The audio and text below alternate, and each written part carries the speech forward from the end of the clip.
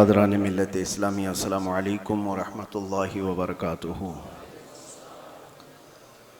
अल्हम्दुलिल्लाहि व कफ़ा व सलामुन अला हबीबिहिल मुस्तफ़ा अम्मा बअद फ़अऊज़ु बिल्लाहि मिनश शैतानिर रजीम बिस्मिल्लाहिर रहमानिर रहीम। वलन तरदा अन्कल यहूद वलन नसारा हत्ता तत्तबिअ मिल्लतहुम इला आखिर हादिहिल आया। सदक़ल्लाहु मौलानल अज़ीम। बारगाह रिसालत मुआब सल्लल्लाहु अलैहि वसल्लम में दुरूद पाक का हदिया पेश करें। अल्लाहुम्मा सल्लि अला सय्यिदिना व मौलाना मुहम्मद मअदनिल जूदि वल करम व आलिहि व अस्हाबिहिल किराम व इब्निहिल करीम व बारिक व सल्लिम सलातन दाइमतन सरमदन अबदा। कुरान अज़ीम में अल्लाह ताला यूँ इरशाद फरमाता है, यहूद और नसारा तुमसे हरगिज़ राज़ी नहीं होंगे। और कुरान ने जो कहा है वो हक़ है। यहूदी और ईसाई तुमसे कभी भी राज़ी नहीं हो सकते, हत्ता तत्तबिअ मिल्लतहुम, जब तक कि तुम उनके दीन में दाखिल ना हो जाओ। कुछ लोग दूसरों की रज़ा के लिए, दूसरों की खुशी हासिल करने के लिए अपने आप को बदल लेते हैं। लेकिन आप क्या समझते हो कि तुम्हारी जी हुजूरी करने से कोई कौम राज़ी हो जाएगी? कुरान कहता है वो राज़ी नहीं होंगे। आज के इन हालात पर मैं आपसे एक बात कहना चाहता हूँ। अल्लाह तबारक व तआला ने कुरान अज़ीम में जो फरमाया वो हमारे लिए बहुत बेहतरीन गाइडलाइंस हैं। उसको सामने रख कर के ही अपनी ज़िंदगी के फ़ैसले लेने चाहिए। हालात जो पूरी दुनिया के चल रहे हैं, मुसलसल आप देखते होंगे, वक्त की सुपर पावर कहलाने वाला अमेरिका किस तरह बार बार धोखा देता है वो सबको पता है। सुबह एक स्टेटमेंट है, शाम में एक स्टेटमेंट है, जो बोला उस पर कोई कानून नहीं। और उनको बोलने वाली भी दुनिया खामोश है, क्योंकि बड़े लोग जुर्म करते हैं तो लगता है ये फैशन है, और छोटा आदमी थोड़ा सा फिसल भी जाए तो बहुत बड़ा गुनाह लगता है। बड़ी ताकतें जो कुछ करती हैं दुनिया उसको फैशन समझती है। वो अगर नंगे नाचे तो फैशन है, और अगर वो बग़ैर कपड़े के भी आए तो फैशन है। वजह यह है कि वो बड़े लोग हैं, पैसे वाले लोग हैं।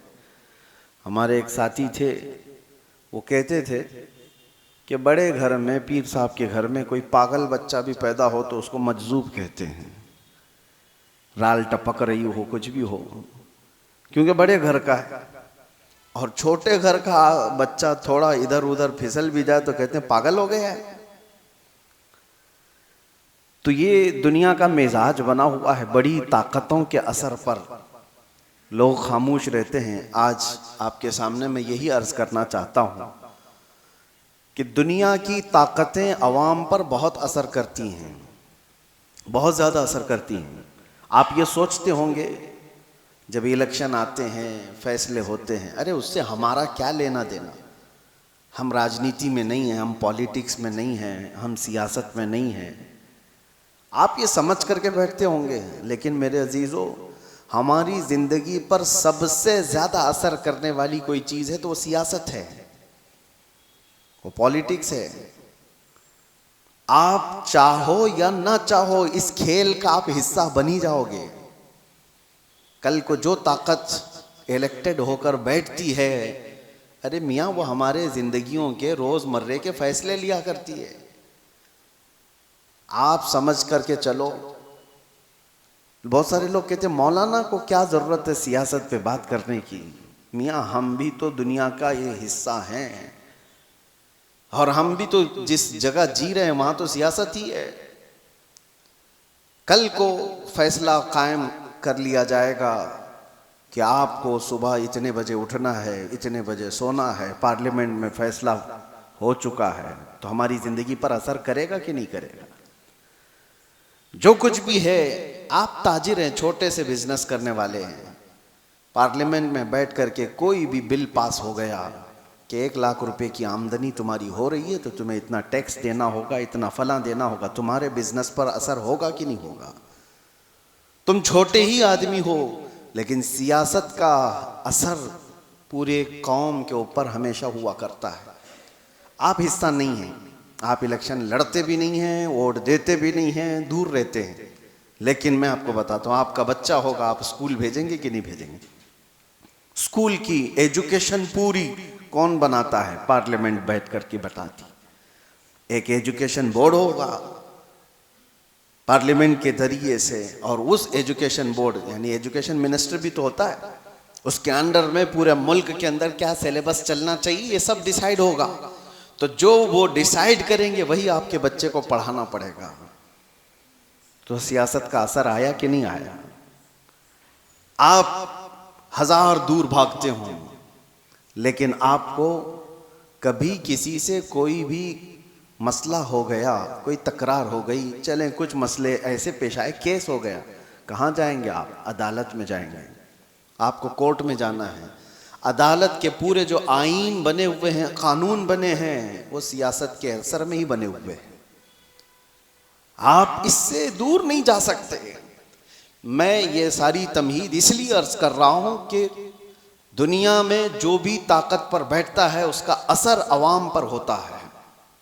अब इस तमहीद को अगर समझ चुके हो तो आगे की बात सुनो गौर से, बहुत ध्यान से। किस लिए मैं कह रहा हूं? जब जब ताकत, बड़ी ताकत हुकूमत पर बैठती है तो अवाम की रोजमर्रा की जिंदगी पर तो असर होता ही है, लेकिन साथ ही साथ अकीदे पर भी असर हो जाता है, ईमान पर भी असर होता है। इसीलिए जब हुकूमत पर जब बड़ी ऐसी ताकतें आती हैं जिनका अकीदा बिल्कुल मुखालिफ हो तुम्हारे ईमान से, उसके बावजूद उसका असर देखने को मिलता है अवामुन नास पर।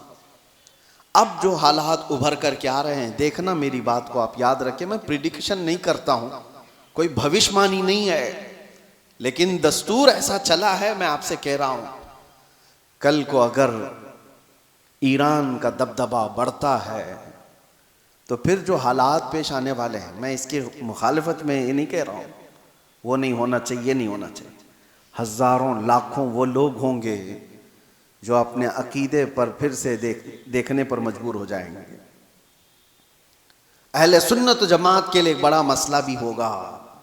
ऐसी ही उससे 100 साल पहले जब सऊदी में वहाबी हुकूमत कायम हुई, पैसा, ताकत, सब कुछ उनके पास था, उलमा खरीदे गए, किताबें छपाई गईं, जन्नतुल बकी को बिल्डोज़र से पूरा तहस नहस कर दिया गया, शिर्क के नाम पर बहुत सारी चीज़ों को ख़त्म किया गया।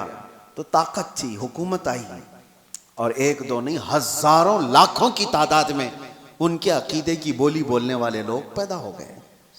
सिर्फ अवाम नहीं, उलमा भी, बड़े बड़े मुफ्तियान किराम जो मनसबदार हैं, वो सब दौलत के तहत में आ गए, ताकत के तहत आ गए। ये दुनिया का मामूल है, ये चलता रहेगा। कल को आप भी देखना, जब कोई पावर में आएगा तो उसकी तरफ बहुत सारी कौम हो जाएगी। वो बहुत रेयर लोग हैं जो अपने ईमान पर कायम रहते हैं, वो रसूलुल्लाह के दीवाने हैं। मेरे आका सल्लल्लाहु तआला अलैहि वसल्लम के सहाबा में उस वक्त आपको बिल्कुल इस बात का अपोजिट आपको दिखाई देगा। इसका अपोजिट, हुजूर ने जब ईमान की दावत दी तो सबसे पहले आपके पास आने वाले सहाबा गरीब थे, बहुत गरीब थे। और ऐसा नहीं कि हुजूर पाक सल्लल्लाहु तआला अलैहि वसल्लम का माल देख करके वो आए थे कि बड़ी ताकत के मालिक हैं, बड़े दौलत के मालिक हैं, इनके पास जाएं। नहीं, उस रसूल के पास वो आए थे जो पेट पर पत्थर बांधा करता। वो सहाबा उस रसूल के पास आए थे जो फाका कशी को ज्यादा तरजीह देता। रसूल करीम सल्लल्लाहु ताला अलैहि वसल्लम के साथ आप तो गए गरीब सहाबा, लेकिन उनके अपोजिट में कौन थे? अबू जहल बड़े पैसे वाला, अबू लहब बड़े पैसे वाला, सफवान बड़े पैसे वाला, इतने बड़े बड़े मालदार लोग वहां पर थे जो ये पूरे सहाबा की अकेले कफालत कर सकते थे, सारे सहाबा को वो अकेले पाल सकते थे। अब यहां पर मैं आपको बताता हूं, एक तरफ माल और पैसा और ताकत और कुव्वत है, और एक तरफ ये गरीब सहाबा की जमात है जो पीटी जा रही है, मारी जा रही है। सहाबा ने क्या किया? अल्लाहु अकबर। वो मुझे बात याद आती है, खंदक के मौके पर 1 महीने से सहाबा खंदक खोद रहे थे, और जब जंग शुरू हुई 12,000 के करीब तादाद में मुशरिकीन आ गए खंदक के उस पार।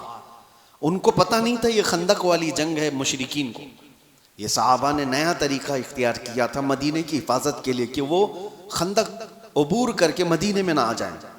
खैर, महीना गुजर गया था, खाने पीने की चीजें खत्म हो गई थी, फाके पर फाका चल रहा था।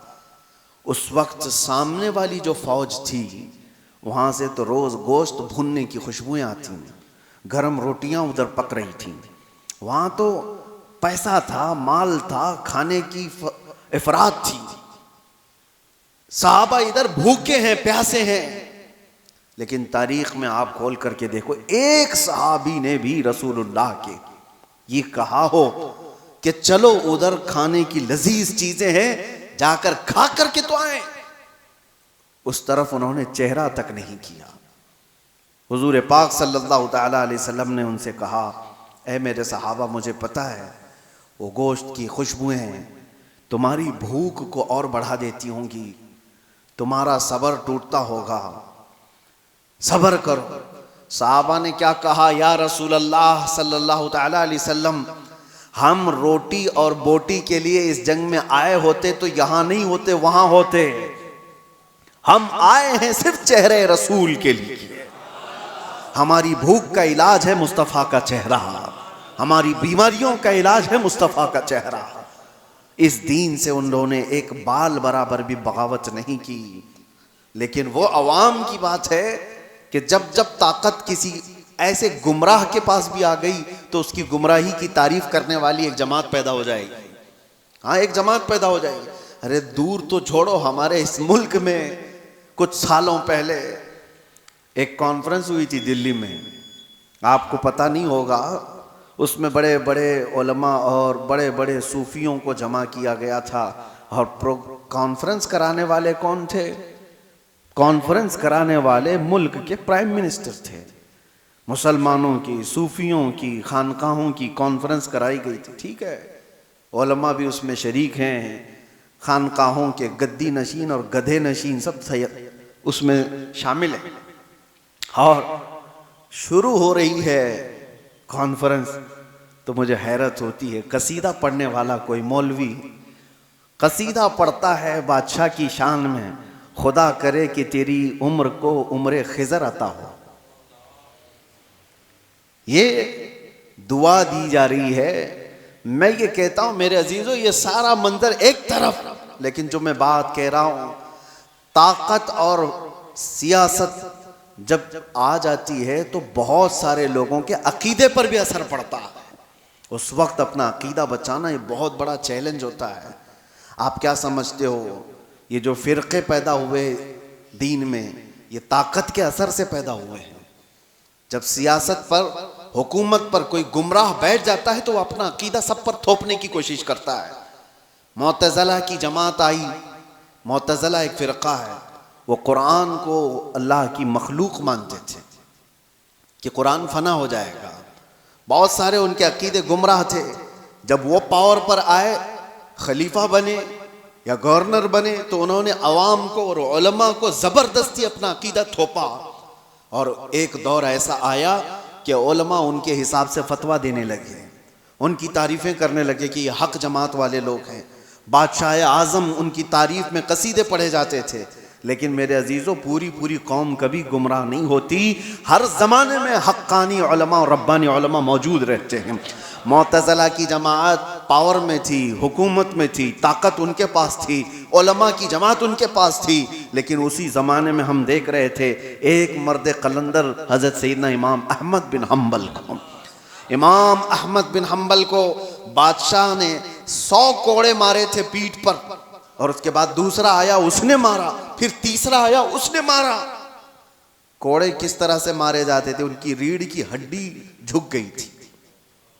इमाम है जिनको 5 लाख हदीसें हुजूर की याद थी, वो आम आदमी नहीं थे। इमाम अहमद बिन हम्बल जिनको रसूलुल्लाह की 5 लाख हदीसें याद थी, सिर्फ इसलिए कि वो ताकत और हुकूमत के तहत रह करके उनकी बोली नहीं बोलना चाहते थे। इमाम अहमद बिन हम्बल को एक बार कोड़े मारने के टाइम पे उनके दोनों हाथ यूं जंजीर पर बांधे जाते थे और लुंगी पहने हुए होते थे, तहबंद, नंगी पीठ पर जल्लाद कोड़े मारता था।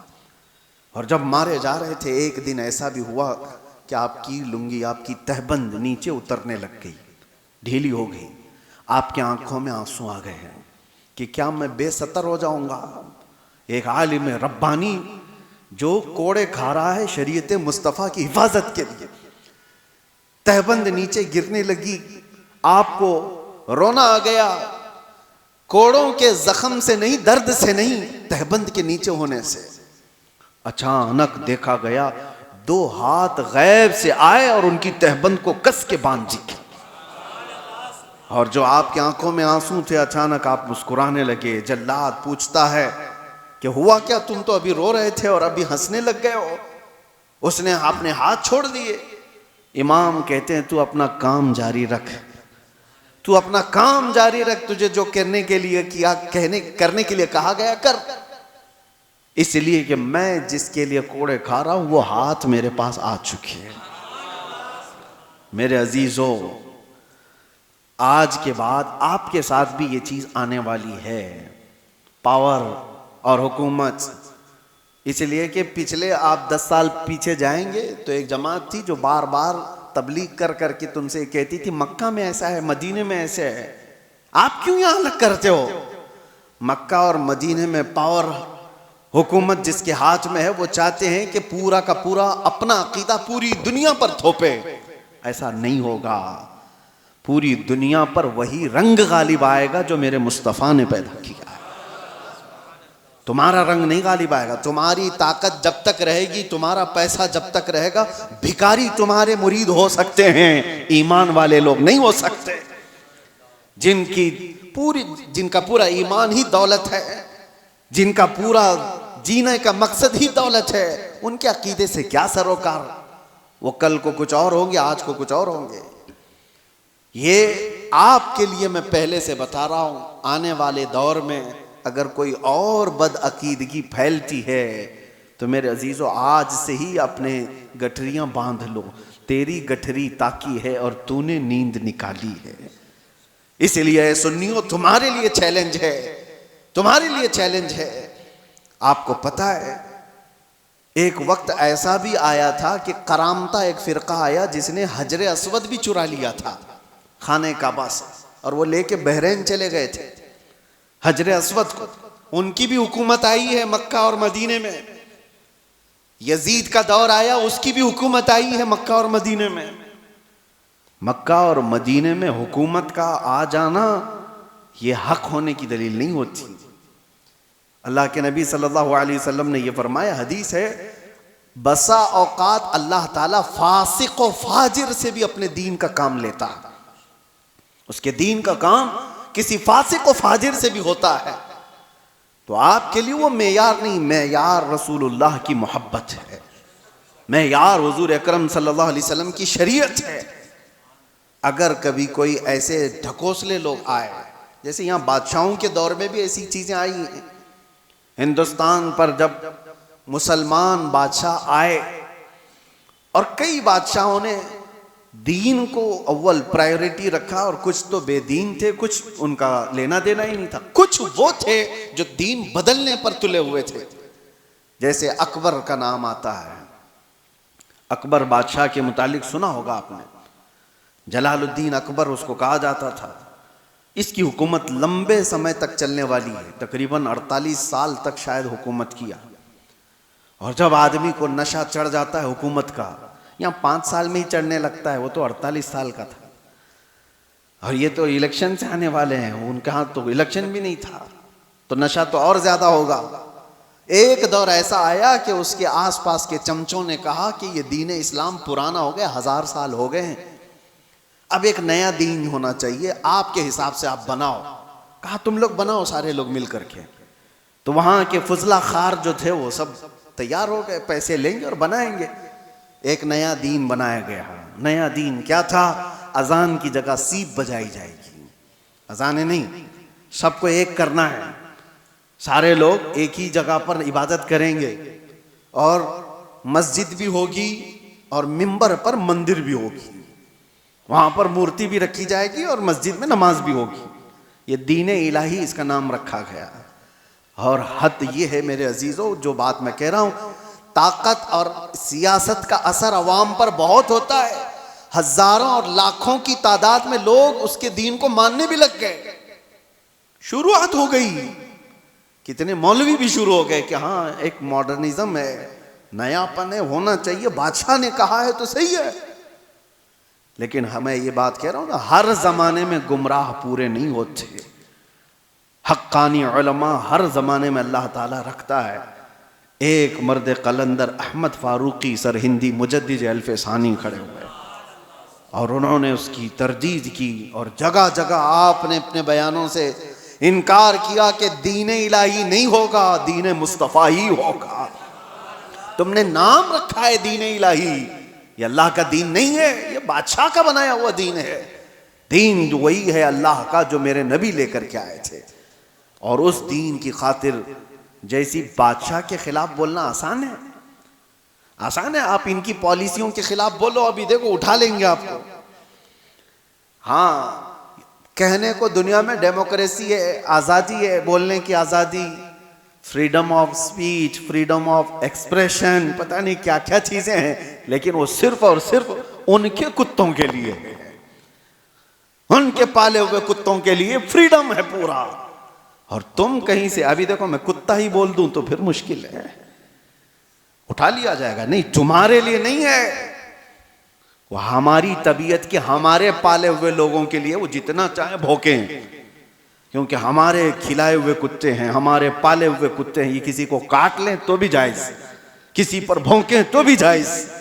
दुनिया का तकरीबन सिस्टम यही है, सब जगह कहने को डेमोक्रेसी है, आजादी सबके लिए नहीं है। हाँ, अगर इनके आलोचक हो कोई, इनको क्रिटिसाइज करने वाला कोई हो, अरे वो एक जुमला भी बोले तो उसको पकड़ लिया जाएगा, और डायरेक्ट नहीं पकड़ा जाए तो फिर तुम्हारे टैक्स की इंक्वायरी शुरू हो जाएगा। माल कहाँ से आता है, कितना कमाते हो, कौन सा अकाउंट है, ईडी हो, आईटी हो, सब जगह से। बहरहाल दुनिया का ये निज़ाम है, इन निज़ामों से न डरते हुए भी अल्लाह के रब्बानी उलमा मौजूद रहते।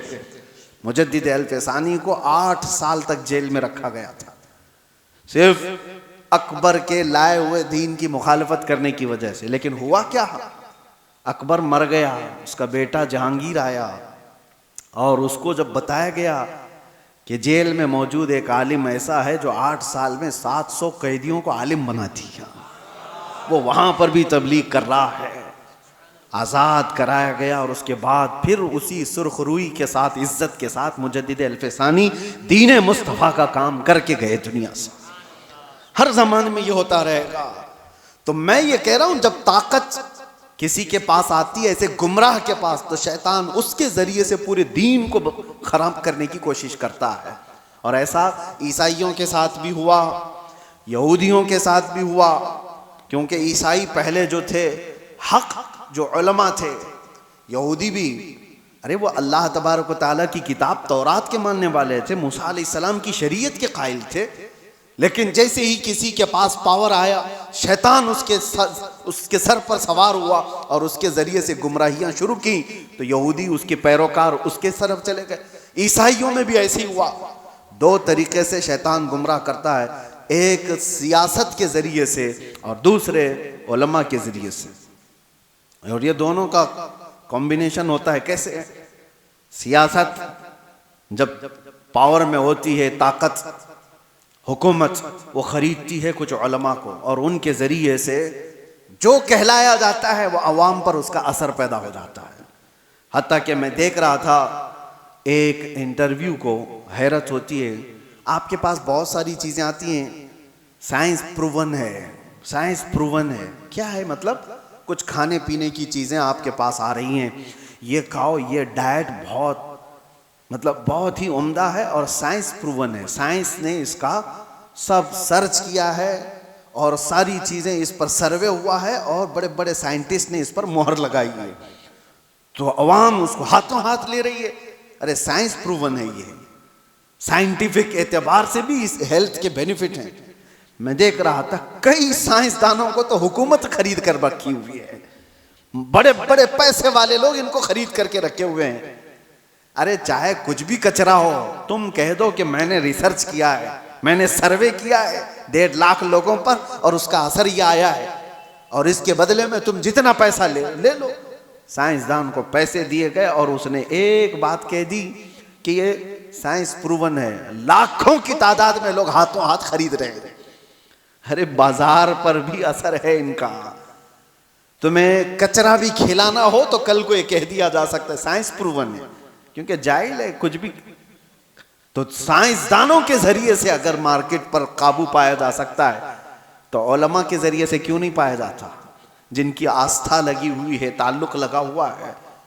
तो मेरे अजीजों, आखिरी बात कहता हूं, मुझे ये बात उस वक्त पता चली जब मैं लोगों से राब्ते में नहीं था। आप समझ सकते होंगे, कुछ ऐसे उलमा के चेहरे सामने आए, अल्लाहू अकबर, जो माहाना तनख्वाह लेते हैं, माहाना तनख्वाह लेते हैं सिर्फ और सिर्फ बड़ी ताकत के हिसाब से लिखने पर और बोलने पर और कौम की मुखबिरी करने पर। नामवर लोग हैं, पढ़े लिखे लोग हैं, तनख्वाह मिलती है, बड़े बड़े ताकतों से पैसे लेते हैं, और सामने हमारे चेहरे आए, जमीन के नीचे, पैरों के नीचे से जमीन खसक जाए कि ये तो इतने अच्छे चेहरे दिखे जाते हैं। हाँ, इसीलिए मेरे अजीजों कि इनके कलम से, इनकी जुबान से लोगों पर वही चीज डाली जाए जो हुकूमत चाहती है। आपको पता है इंदिरा गांधी के ज़माने में नसबंदी करने का फैसला कर लिया गया था, पॉपुलेशन कंट्रोल करने के लिए, कि मर्दों को भी जो है ना नसबंदी करा दी जाए, यानी इनको बच्चे पैदा होने की सलाहियत ख़त्म कर दी जाए।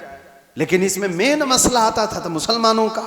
मुसलमानों क्या हराम है, नहीं मानेंगे तो क्या किया जाए? मुसलमान मानेंगे तो किसकी, हुकूमत की थोड़ी ना मानेंगे। यहाँ जितने भी डॉक्टर इनको बता दें ये फायदे है वो फायदे, तो भी नहीं मानेंगे। एक बड़ा तबका है जो अपने दीन पर कायम है, और दीन को मनवाने के लिए तो उलमा चाहिए। तो ये सीधे मदरसे गए, बड़े बड़े मदरसों में, और फतवा लिया, वहां से फतवा लिया बड़े बड़े मदरसों से कि हाँ, हुकूमत वक्त के हालात के एतबार से जायज है, बंद करा सकता है आदमी। कई उलमा फतवा दे चुके, लेकिन उसके बाद भी हिंदुस्तान पर असर नहीं हो रहा था, क्योंकि हुकूमत ने देखा था कि इनके ऊपर ज्यादा असर बरेली का है। तो बरेली पहुंचे, लेकिन बरेली में कोई ऐरा गैरा नहीं बैठा था, आला हजरत का शहजादा बैठा हुआ था, हुजूर मुफ्ती आजम हिंद रदी अल्लाह तआला अन्हु, जो मुत्तकी परहेजगार आलिम दीन, मुत्तकी बनकर दिखाए। इस जमाने में कोई एक मेरे मुफ्ती आजम का तकवा छोड़ कर, मेरे अजीजों, उनके पास जब ये सवाल गया तो आपने जो जवाब दिया वो मौजूद है।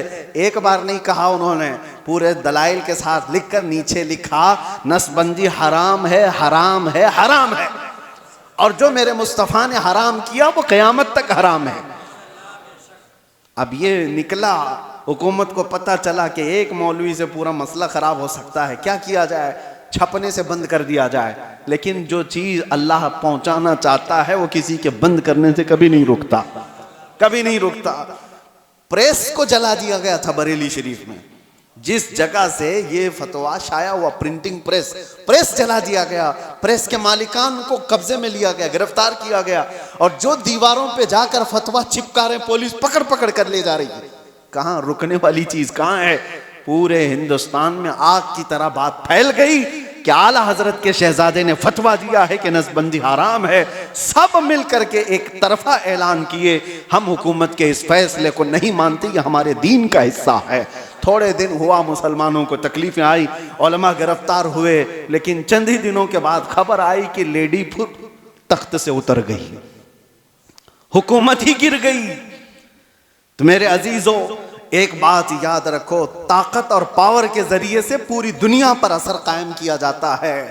आज अमेरिका की बोली बोलने वाले लोग भी बहुत सारे होंगे, वो जो कर रहा है वो सही है। इजराइल की बोली बोलने वाले लोग होंगे, क्योंकि थोड़ा सा उनके यहाँ से गोबर मिल जाएगा। हाँ, यहाँ पर भी बहुत सारे हुए हैं, बहुत सारे हैं। ये जो कर रहे हैं, मस्जिदें तोड़े, खानकाहें तोड़े, माबदें तोड़े, इससे कोई बात नहीं। अरे लेकिन हैं तो अच्छे लोग हैं, उनकी जमात के भी कुछ हैं, टोपी भी पहनेंगे, दाढ़ी भी पहनेंगे। इनका वो ईमान है जो माल है। इसीलिए शेख मोहिउद्दीन इब्न अरबी की वो बात मुझे याद आती है। आप कुर्सी पर बैठे हुए थे, कुछ लोग आए मिलने के लिए, आपके सामने बैठे थे। आपने बयान करते करते अचानक कहा, तुम्हारा खुदा मेरे पैरों के नीचे रहता है। लोगों से इतना कहा तो लोग भड़क गए। इतने बड़े आलिम दीन, इतने बड़े सूफी, और कुफ्र का फतवा लगाकर निकल गए कि ये तो काफिर हो गया। दो लोग बैठे रह गए। उन्होंने पूछा, हुजूर आपके ऊपर कोई चीज आ गई, आपने ऐसा जुमला क्यों कहा, खुदा पैरों के नीचे रहता है, ये तो बहुत बड़ा गिरा हुआ जुमला है। आपने कहा, सबर। वो भी मुझे पूछ सकते थे, लेकिन वो इसलिए आए ही नहीं थे। मैं जानता हूं उन लोगों को, मैंने क्यों कहा वो बताता हूं। उसके बाद आपने अपने पैरों के नीचे से चटाई उठाई तो देखा सोने के चांदी के सिक्के पड़े हुए थे। कहा, यही उनका खुदा है, वो इसकी इबादत करते हैं। मैंने ये नहीं कहा कि मेरा खुदा पैरों के नीचे है, मैंने कहा तुम्हारा खुदा मेरे पैरों के नीचे। ऐसी जमात हर जमाने में होगी जिनका खुदा माल है, जिनका खुदा पैसा है। कुरान में भी अल्लाह ने फरमाया, अराअयत मन इत्तखज़ इलाहहु हवा। ऐ रसूल, क्या आपने नहीं देखा कुछ वो लोग हैं जिन्होंने अपने ख्वाहिशात को अपना खुदा बनाया हुआ है। अल्लाह ताला फरमाता है, क्या आप ऐसे लोगों की वकालत करेंगे, क्या आप ऐसे लोगों की सिफारिश करेंगे। ये वो लोग हैं, अल्लाह फरमाता है, इनहुम इल्ला कल अनआम बल हुम अदल। ये तो जानवरों से भी ज्यादा गुमराह लोग हैं। अल्लाह फरमाता है जानवरों से भी ज्यादा गुमराह हैं। बस मुझे फिक्र है, इसलिए मैंने ये सारी बातें की कि अल्लाह हमारे ईमान की हिफाजत करे। आने वाला जो दौर है, हुकूमत जिसकी होगी, पावर जिसका होगा, ताकत जिसकी होगी, लोग उसकी बोली बोलने लग जाएंगे। मिडल ईस्ट के जो असरात हैं आज, मिडल ईस्ट में जो जंगें जारी हैं, या अगर इस मोड़ पर चली जाती हैं, किसी और कौम का दबदबा आता है, तो मुसलमानों के अकीदे पर भी असर कर सकता है। आगे चल करके हजारों लोग आने वाली नई हुकूमत के बुलबुले हो जाएंगे, उनके मुरीद हो जाएंगे। वो कहेंगे कि ये देखो, ये हक जमात है, ये आ गई, ये हक जमात है, इसको अल्लाह ने ताकत दिया और ये पावर पर आ गए। मेरे अजीजों, ये सारी चीजें कौन आता है कौन जाता है, इससे सरोकार नहीं। एक बात ये देखो, मेरे नबी का अगर गुलाम है तो चटाई पर बैठा भी हो तो मेरा इमाम है, और नहीं है तो उससे मेरा कोई ताल्लुक नहीं। माल और पैसा और ताकत और हुकूमत और सियासत तुम्हारे दीन को बदलने में असर न करे, इतना ईमान पैदा करो। और ये कब होगा, जब तुम कदम मुस्तफ़ा से लगे रहोगे। दुनिया की ताकतें आएंगी जाएंगी, तुम्हारा कुछ नहीं बिगाड़ेंगी। इसीलिए आला हज़रत फ़ाज़िल बरेलवी के इस बात पर अमल करके जाओ, इंशाअल्लाह हर ज़माने में महफूज रहोगे। उन्हें जाना, उन्हें माना, ना रखा गैर से काम, लिल्लाहिल हम्द मैं दुनिया से मुसलमान गया। व आखिर दावाना अनिल हम्दुलिल्लाहि रब्बिल आलमीन। अस्सलामु अलैकुम।